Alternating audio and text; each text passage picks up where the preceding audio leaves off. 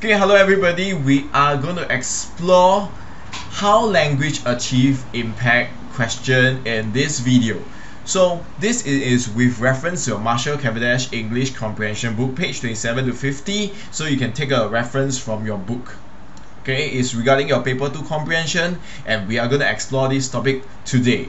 So how does language actually achieve impact kind of questions appear? We will be taking a look in a while. So picture this. It's late at night and you are sitting in bed alone, riveted by a good book.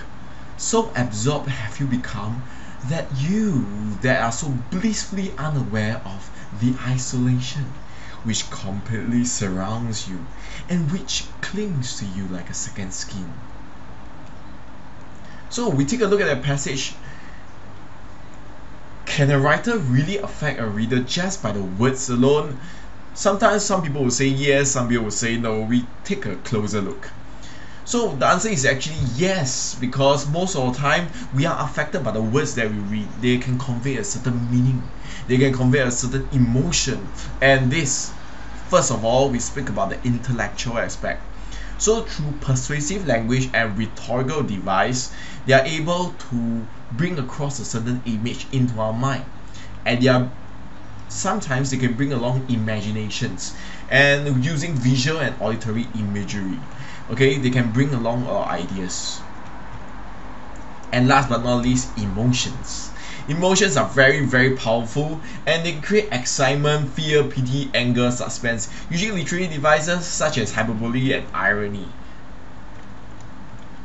So the purpose of HLAI, or how language achieves impact questions, they can be divided into 3 areas. It actually tests you on your understanding of your words and phrases and the expression used in the text.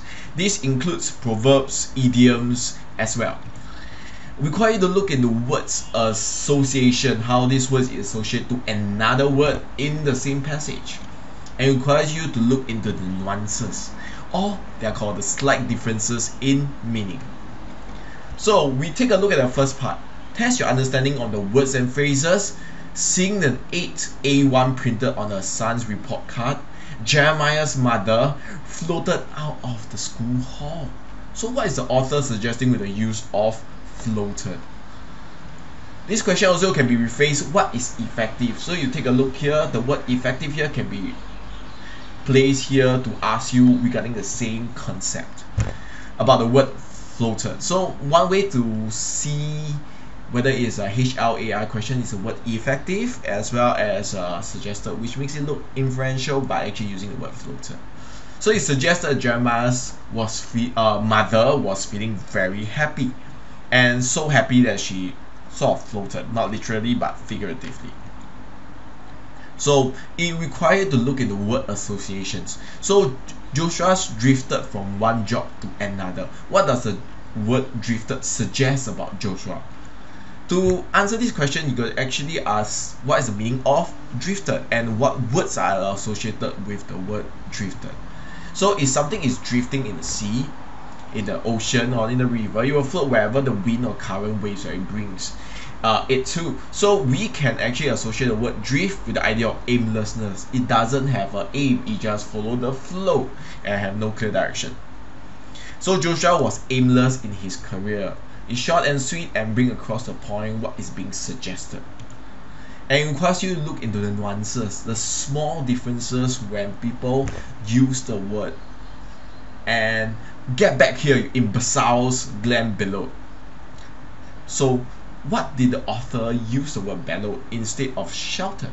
So to answer this question, we must know there's a slight difference between bellowed and shouted. Both words tell us the similar meaning, but Glenn spoke in a very loud voice, and when he bellowed, he's actually shouting, but in a deep voice. You cannot be like shouting in a high-pitched voice. That would be like screaming. That wouldn't be bellowed. So emphasize that Glenn spoke in a voice that was very loud. Imagine the volume. Shouting is loud and deep. So you need to know the meaning of bellowed as well. Slight difference between that and sheltered. So we need to know between literal versus figurative language. Literal means that when you go window shopping, you actually take the windows and put inside your shopping cart, and that is really called window shopping. So what the words denote, or i.e. dictionary meaning. When you look at figurative meaning, what the words actually used means connotes, or the indirect meaning here.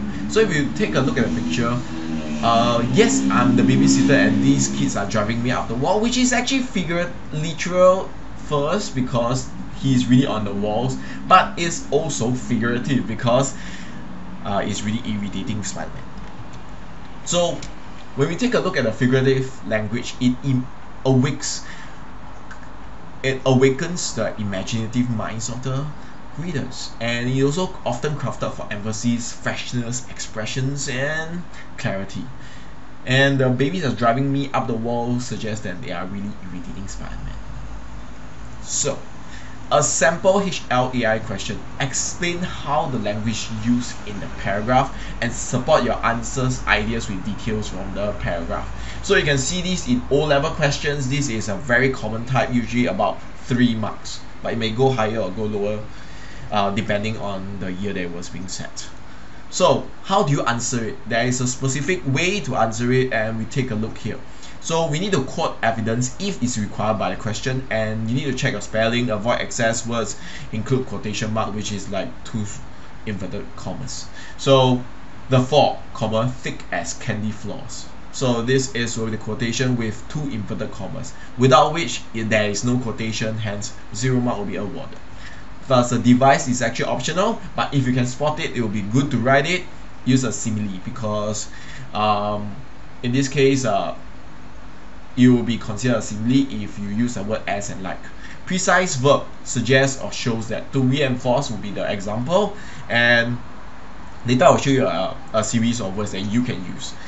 Impact is to explain how the link to the question. We don't just repeat the words in a quote. If you're repeating, you're doing it wrong. So make sure that you rephrase it using words that you know.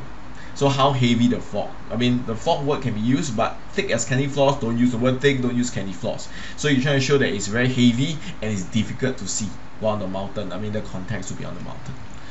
So this is examples from the 2014 O-level, muffled the fading sun.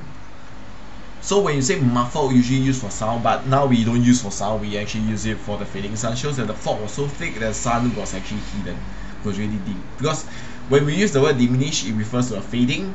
The sun was really almost completely out of view. So what happened is that it's due to the fog, which actually lower, usually used for sound, but now in this case used for vision. The world purpled down into absolute blackness. The keyword there is actually emphasized to show that the idea that nothing could be seen. When you say absolute blackness, if you put your hands in front of you, you can't see it.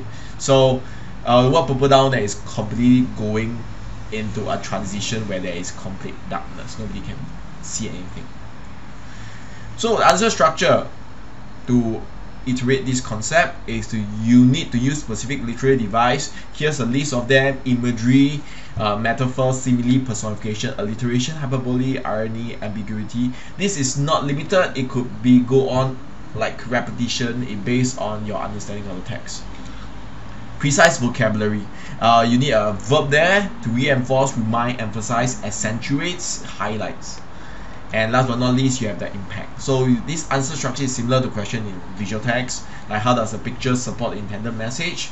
So you need specific detail from the picture, precise verb, plus the impact / effect, which is very close to here. So if you understand this concept, you can apply for both visual text section A and section B in the comprehension.